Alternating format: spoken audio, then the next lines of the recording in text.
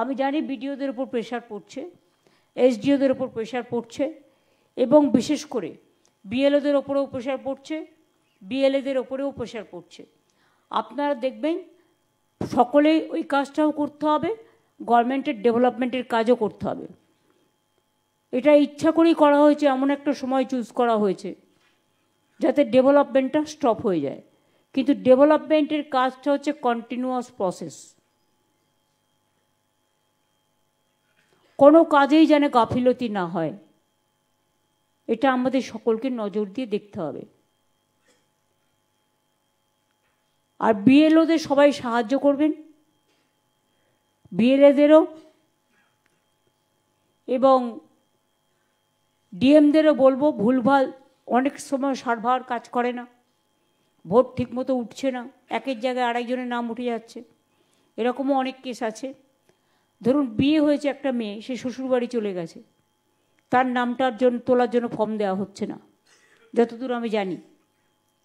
তারপরে এটা ঠিক, যাদের নাম বাদ দিচ্ছে, ধরুন বিহার বা ইউপি, যারা ভোট দেয়নি বিহারে গিয়ে, বিহারের ইলেকশনে, তাদের তো এখানে ভোট দেওয়ার অধিকার আছে, তাদের নাম কেন বাদ যাবে? সে আমাকেই দিক বা অন্যকেই দিক, সেটা তার নিজস্ব ব্যাপার। যারা ভোট দিয়েছে ওখানে, তার নাম নিশ্চয়ই বাদ যাওয়া উচিত, কারণ একজন একটা জায়গাতেই ভোট দিতে পারে। কিন্তু যারা দিতে যায়নি, যারা এখানকার ভোটার, যারা পরিযায়ী শ্রমিক, তারা অনেকে বাইরে কাজ করেন, তাদের পরিবারগুলোর কাছ থেকে ডিটেলস নিয়ে তাদের ফর্ম ফিল আপ করুন। তাদের আর একটা কথা হচ্ছে, হিয়ারিং শুরু হলো, হিয়ারিংয়ে যদি কাউকে ডাকে যাবেন এবং যে কাগজপত্র চাইবে নিয়ে যাবেন। আমি আমাদের সরকারের পক্ষ থেকেও একটা মে আই হেল্প ইউ নামে একটা করে বুথ করছি। কবে থেকে বুথটা হবে মনে হচ্ছে? 12 তারিখ থেকে বুথটা হবে, অনেক জায়গায় শুরুও হয়ে গেছে। ফলে যদি আপনাদের কারো কোনো কাগজের অসুবিধে থাকে, সেই কাগজটা নিয়ে যাবেন দয়া করে। আর একটা কথা মনে রাখবেন, আমরা মানুষে মানুষে বৈষম্য করি না, ভেদাভেদ করি না। এই রাজ্যে সবার সমান অধিকার। আমি জানি অনেক রাজবংশী লোকেদের নোটিশ পাঠানো হয়েছিল আসাম থেকে, এবং আমরা সেটা নিয়ে তীব্র প্রতিবাদও করেছি। ডিটেনশন ক্যাম্পে ওখানে প্রায় 12 লক্ষ হিন্দুর নাম বাদ গিয়েছিল এবং প্রায় 7 লক্ষ মুসলিমদের নাম বাদ গিয়েছিল। এখানেও নিজেরাই কাউকে কাউকে নিয়ে আসছে যারা ওপার বাংলার ভোটার, এখন যারা এসছে, এখন 24-এ। একদিকে বলছে এখানে নাকি সব বাংলাদেশের ভোটার, কোথা থেকে পেলে ভগবান জানে। বাংলাদেশ, ইন্ডিয়া, পাকিস্তান দেশ স্বাধীনতার সময় থেকেই 3টে রাষ্ট্র, একটাই ভারতবর্ষে ছিল। এটা হচ্ছে ইতিহাস। দেশ স্বাধীন হওয়ার পর যার ইচ্ছে বাংলাদেশ থেকে বাংলায় এসছে, ইন্ডিয়াতে এসছে, যার ইচ্ছে পাকিস্তানে গেছে, কেউ বা গেছে ইন্ডিয়াতে। ইন্ডিয়া, পাকিস্তান, বাংলাদেশ 3টে রাষ্ট্র হয়ে গেছে। আর 1971 সালে যখন বাংলাদেশের মুক্তিযুদ্ধ হয়, তখন ইন্দিরা মুজিবুর রহমানের একটা চুক্তি হয়েছিল। তাতে বলা হয়েছিল 1971-এর মার্চ পর্যন্ত যারা এখানে এসছেন তারা প্রত্যেকে বৈধ নাগরিক। শরণার্থীরা কত কষ্ট করে ওপার বাংলা থেকে এসছে, দিনের পর দিন অনেক ত্যাগ, অনেক কষ্ট সহ্য করে। সুতরাং তাদের আমি ভেবে পাই না, বাংলায় কথা বলেই সে নাকি বাংলাদেশি।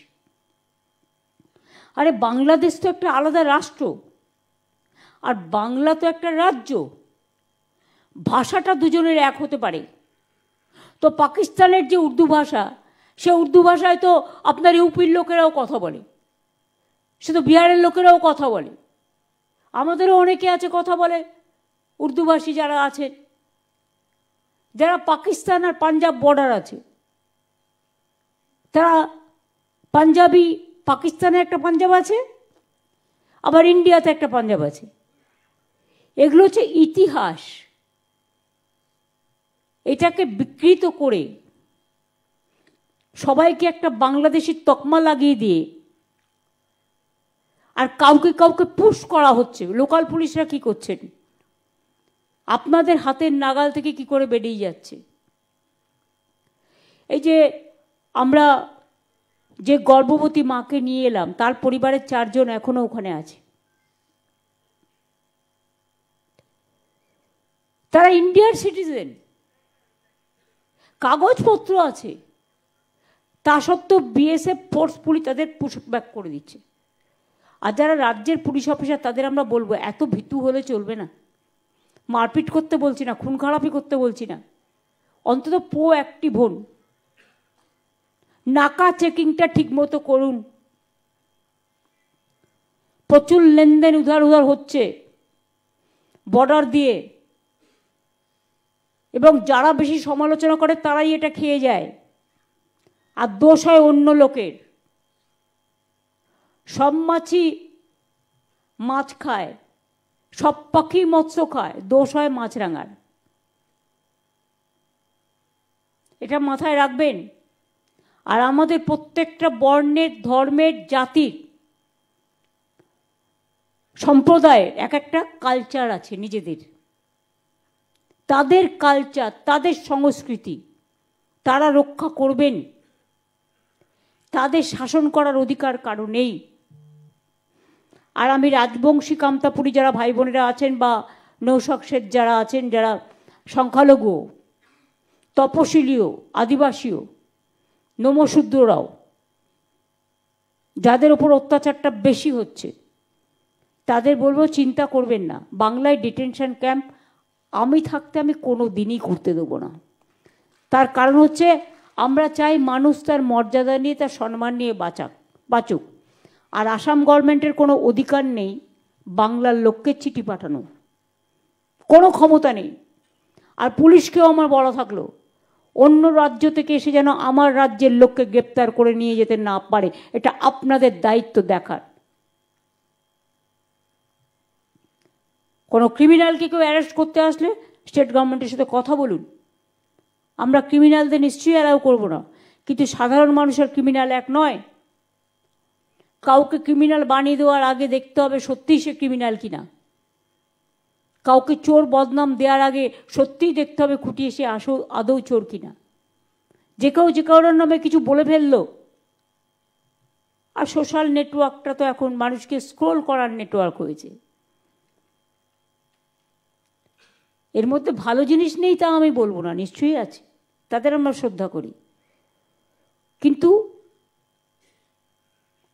ডাবল ইঞ্জিন সরকারের পার্টি টাকা দিয়ে, কোটি কোটি টাকা খরচা করে, রোজ দেখবেন শুধু নেগেটিভ, পজিটিভ কথা নেই। তার কারণ কাজ নেই, তো নেই কাজ তো খই ভাজ।